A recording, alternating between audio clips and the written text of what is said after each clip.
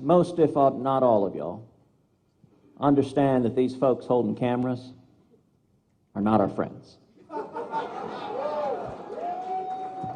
They're not here because they want to have a beer with you. They're not here because they're planning to vote Republican in November. And so there's no story they want to write more than Republicans in disarray, convention on fire, everything going bad. That's what they're going to write. Have you noticed it every night? That's going to be the story. Well, it's up to us to determine whether it's true or not. I do think the American people are watching what we do and not what they say.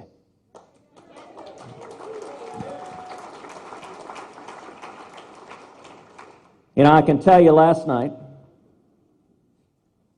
when I addressed the convention because Donald Trump asked me to. And when Donald asked me to, he didn't ask me to endorse. And indeed, 3 days ago, I talked on the phone with him and told him I'm not going to endorse you. Why not? Well, let me answer that. Sir, I'm happy to answer that, but I'm not going to engage in a screaming fight. And indeed, I'm going to do questions and answers right now.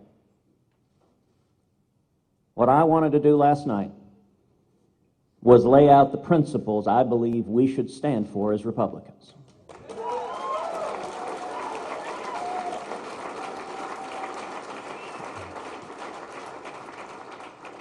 In that speech last night, I did not say a single negative word about Donald Trump.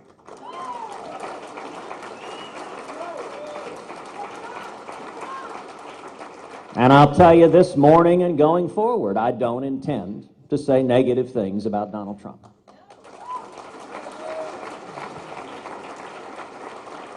The media would love me to. I promise you every question when I step off this stage is going to be, please say something horrible about Donald Trump. Come on, it makes good news. What I did say is what all of us should believe and why all of us, I think, got into politics in the first place. I started the speech by congratulating Donald on winning the nomination, by name.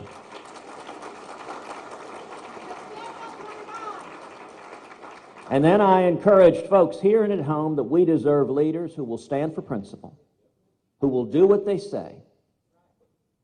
And I made a particular point to address conservatives at home.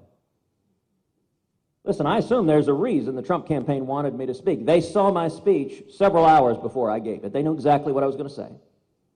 I assume the reason they wanted me to speak is they believed my delivering that message would encourage people to come out and vote, and they believed it would help them. If they didn't, I was perfectly happy to get on a plane and go home. But in that speech last night, I asked conservatives at home, I asked Americans at home, do not stay home in November.